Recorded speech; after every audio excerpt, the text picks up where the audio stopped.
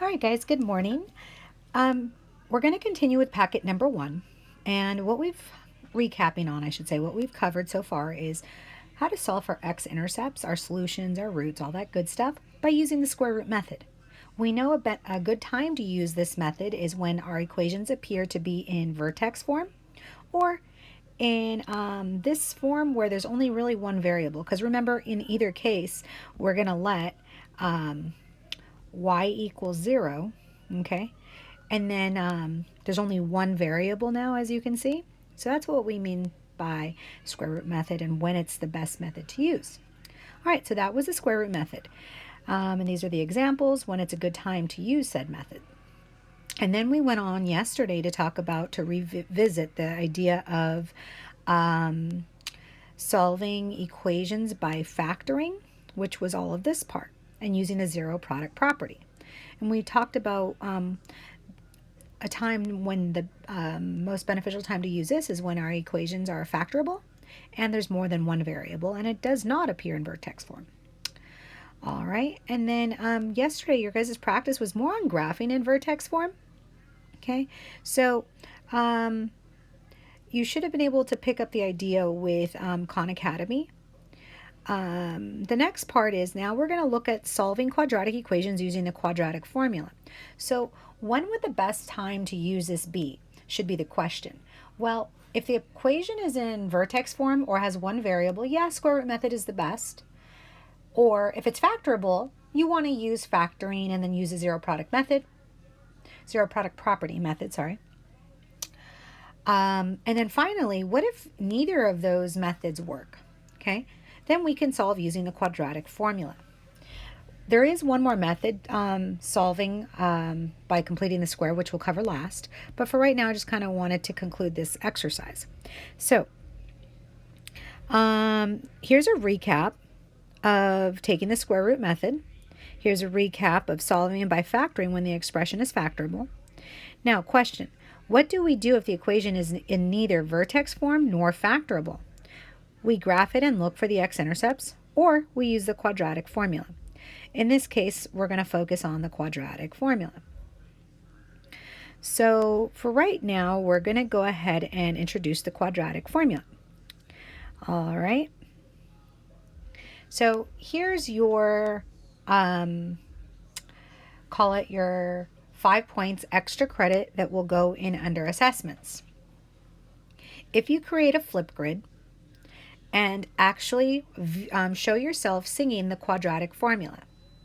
So here it goes. You ready? And it goes to the theme of Pop Goes the Weasel. So here we go. So the quadratic formula given ax squared plus bx plus c equals 0. In order to use this, you have to have your quadratic function set equal to 0. So you would start off on Flipgrid saying the quadratic formula given ax squared plus bx plus c equals 0, and then you would sing x equals negative b plus or minus the square root of b squared minus 4ac all over 2a. All right, one more time. Here we go. On the Flipgrid, you would say the quadratic formula given ax squared plus bx plus c is equal to 0. X equals negative b plus or minus the square root of b squared minus 4ac all over 2a. So you do need to know the formula, so you might as well take advantage of the 5 points extra credit. So what I would do is I would add 5 points to your lowest test score, and you would just let me know which one you want me to add that extra credit to. All right, so and you do have to sing it just in the way I performed it right now without reading off of anything and have it memorized. Okay, so here we go. I'm not going to start by jumping into the entire quadratic formula. I like to start backwards and just focus on b squared minus 4ac. Ethan, can you make some chorizo, please? Why are you still complaining? So, Ethan, close the door, please. I'm recording. This door. How to make chorizo? I gotta figure that out again. Just put the chorizo in the pan, saute it down, and then add the egg last. Okay. All right, so what we're going to start with, sorry, my kids, they need to have breakfast. All right, so solve for the following equations using the quadratic formula. We're not going to start there. What we are going to start with is understanding the b squared minus 4ac part, okay? Recall that the zeros of a quadratic function refer to the x-intercepts of the graph. So in this example, you guys have two real roots, that's one possibility, or one real root, okay, which happens to be the vertex, or no real roots, because the vertexes are up here. So we say two imaginary zeros, but basically we're going to say no x-intercepts. This is an example if there's one, and this is an example of two x-intercepts. So just to clarify, I'm going to add that up here. If you have two real roots, real zeros of the function, that's because b squared minus 4ac simplifies to a positive number. It could be any positive number. If there's exactly one real root, that's because b squared minus 4 times a times c results in a 0. It equals 0. And then finally, to get to, sorry, we don't refer to the imaginary numbers yet. We'll get that later. But for right now, for no real roots, that's because b squared minus 4ac is equal to a negative number. Okay? So those are going to be the three different scenarios that you're going to be looking at. You're just going to simplify the b squared minus 4ac to determine if you have two real roots, one real root, or none at all. And if you have no real roots, then it's pointless to use any factoring technique or square root method or the quadratic formula, because you know that no real roots exist, so there's nothing to solve for, and you stop. All right, so let's take a look at an example here. All right, so in this example, we're going to go ahead and just start with identifying. Notice actually before anything that our quadratic function is set equal to 0, where a equals 5, b equals negative 12, and c equals 9. So with that, I'm going to go ahead and plug into b squared minus 4 times a times c. So b squared minus 4 times a times c. All right, so we're going to plug in b, which is a negative 12, then a is 5, and c is 9.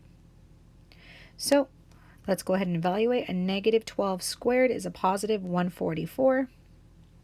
Now, I like to see this as one big multiplication problem.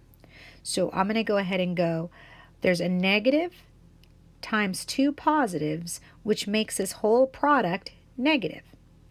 So a negative 4 times a positive 5 times a positive 9 still yields a negative number. So 4 times 5 is 20, times 9 is 180. Okay, so now when I simplify this, I'm going to go ahead and just go 144 minus 180, which gives me a negative 36. Okay, so because this is negative, that means that my graph is going to look like this. Because there's a negative discriminant that simplifies to, that means my graph is going to have no real roots. So my graph is not going to touch the x-axis. Okay, it is positive, so keep that in mind. I don't have any grid lines, so I'm not going to really focus on graphing this just yet.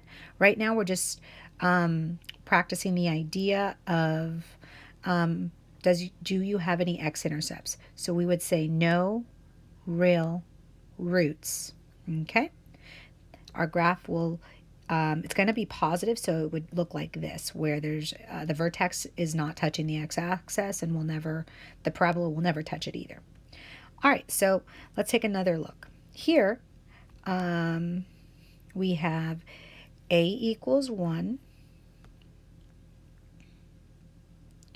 b equals a -2, and c equals 1.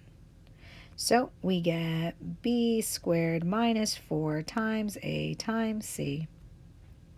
So b is a -2, a is 1, c is 1. So a -2 squared is 4. And now remember, I like to look at this whole thing. A negative times positive is still a negative, and 4 times 1 times 1 is just 4. So it yields a 0. So if b squared minus 4ac equals a 0, if it equals a 0, you know that your graph is going to have one real root. And it'll either, in this case, because the a value is positive, you know that it'll open upward and the vertex will sit on the x-axis. And your vertex happens to be your x-intercept. All right, so let's take a look. So those are just two examples, one of which will yield no real roots, and this one yield one real root. All right, so now we're going to look at the discriminant, just in that being our practice today. Okay.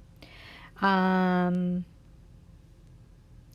want you to go ahead and let's go ahead and from step 3, the portion of the quadratic formula under the square root sign provides a means determines the number of roots. The portion called the discriminant is equal to b squared minus 4ac. So let's go ahead and do this one more time. So we're going to simplify the discriminant. We're going to go b squared minus 4 times a times c. And again, today we're just focusing on what the discriminant tells us. And then we know if there's one real root to solve for, we will continue into the quadratic formula. If there are no real roots, then there's nothing to solve for. We do not continue with the quadratic formula.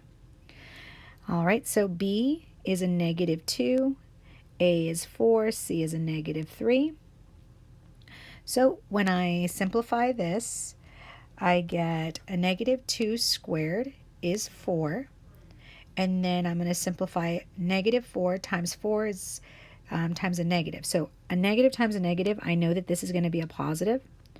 But we're going to go 4 times 4, which is 16. And then we're going to multiply that by 3, and we get a positive 48. Okay, so again, I like to do this all at one time. A negative times the negative makes us positive. Now 44 plus 48 is 52.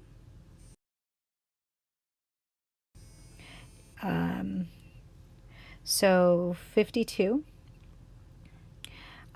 which is a positive number. But because this is positive, that tells me that there are two real roots. And then I would continue on to the next step by plugging everything else into the quadratic formula in order to solve for those two real roots. But we'll cover that part next week. All right, this next one, just making sure they're not the same ones. Minus 12x plus 9, is it? Yes, so we already did this one, 5x squared minus 12x plus 9. And we got -36. So because it's negative, that means no real roots exist. So therefore, I wouldn't even bother plugging into the rest of the quadratic formula to solve for them. That's why I like to do this first. And just as you saw in the first example, we got x squared minus 2x plus 1. We solved, and it was 0. So this gave us a 0, which means that there is one real root, which we also sometimes refer to as a double root, which means it's the vertex is your x-intercept.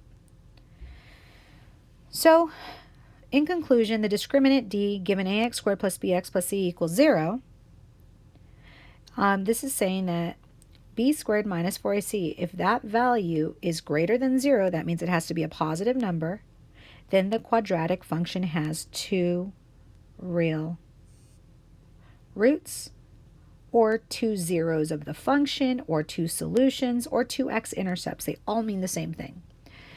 All right, if b squared minus 4ac is less than 0, that means it has to be a negative number, because all negative numbers are less than 0. then if that's the case, if you have a discriminant that yields a negative number, then there are no real roots. And then finally, if b squared minus 4ac equals 0, so basically 0 equals 0, then you know that there's one real root, which if you're factoring, you'll see that the factors are identical, and you only need to solve for one because it's the same exact solution. All right, so determine the number of roots without solving or graphing. This is a type of question you would get. Just want to see something up. Okay, so determine the number of roots without solving or graphing.